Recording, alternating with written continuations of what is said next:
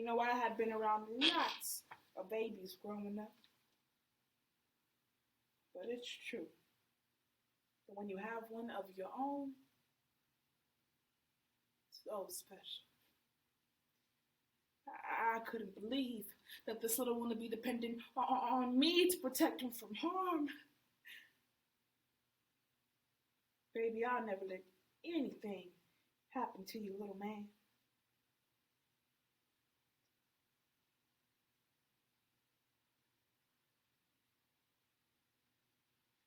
I first noticed Eric's asthma when he was around 7 months old.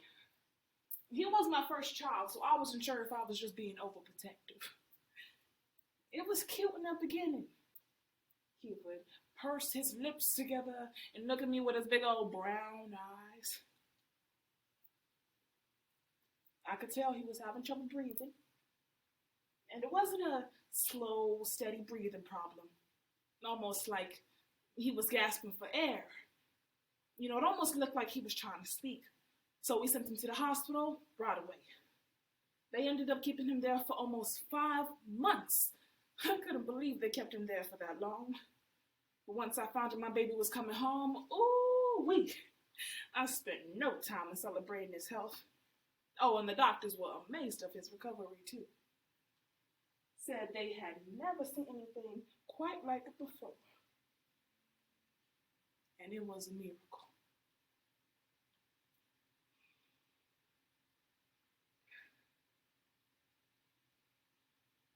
My baby could breathe.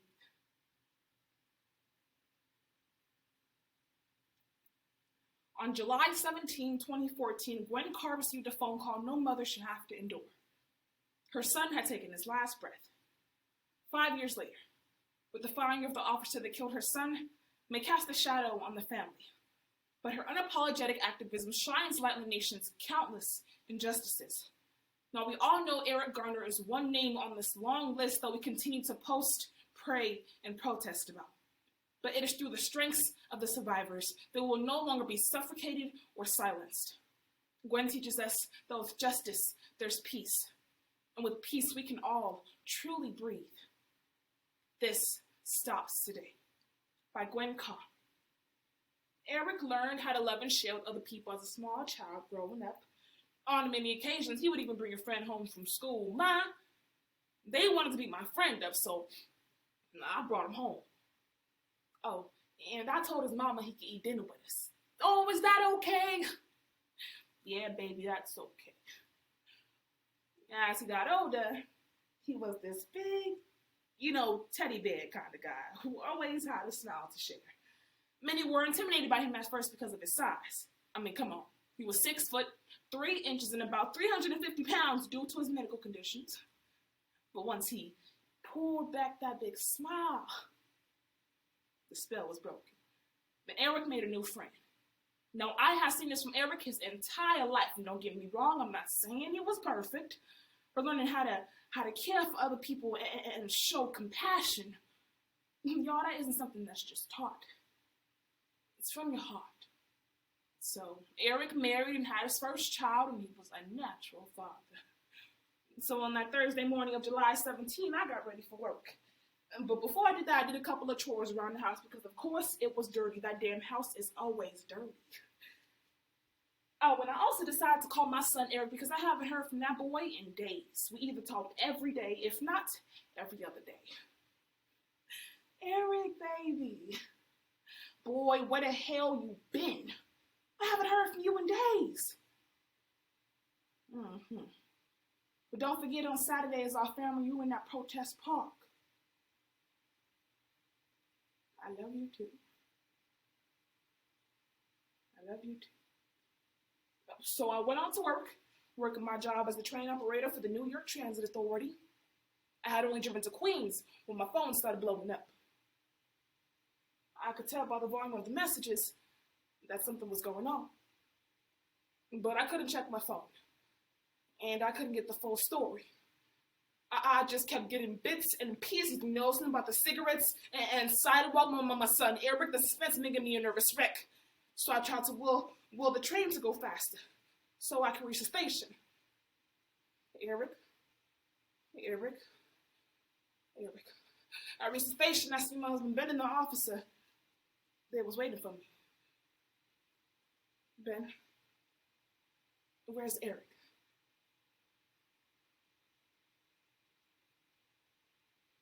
He looked at me, and a stream of tears came down running from his eye. Something I ain't never seen before.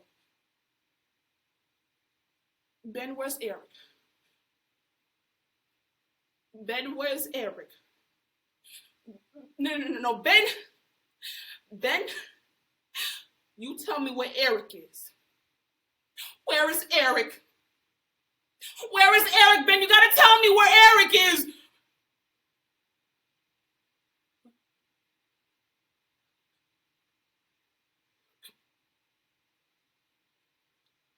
Eric was dead. And he said they got the whole thing on video.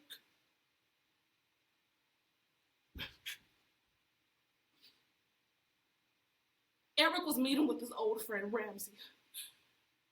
Eric and Ramsey were talking when a fight broke out. Eric being Eric, he went to go break it up, but before that could happen, the police came. And they rushed to that boy as if he was a caged animal. Ramsey took out his phone and started recording.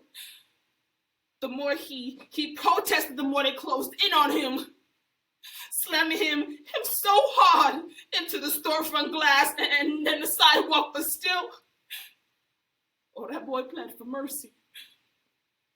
Officers began to pile on top of him, and then one squeezed the life out of him in broad daylight. As he began to scream, "I can't breathe!"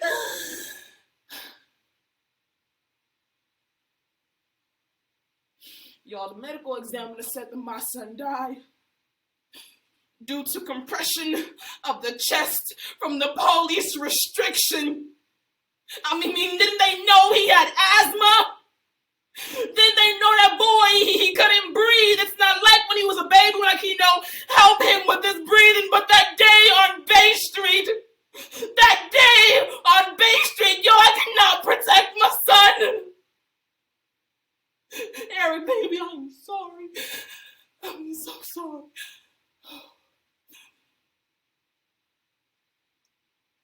My days are a roller coaster of the ocean. Some days I try to convince myself that I'm okay, but look, I am not. And it's sad, and it's a rainy day that will not go away. And then I started to look at Eric's graduation pictures. I remember how proud of my firstborn I was. And then I started to control my breathing, inhaling it in.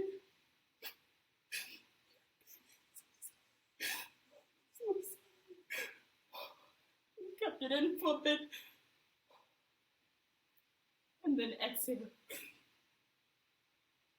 Eric, baby, I carried you for 9 months. I loved you.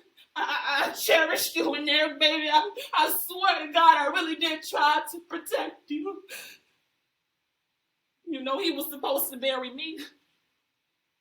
I replay the day in my head over and over again. If only they had asked me if I wanted to take his spot, because I would have done it willingly. Eric, baby, I am fighting for justice here. Although if and when it comes, it will not be justice for you, but justice for me, knowing that I did right by you. Baby, the whole world, they know your name. There's more movement because of you. So, baby, I keep this pain right here inside, but it will continue to energize me. So long for now. Baby, I love you. Always.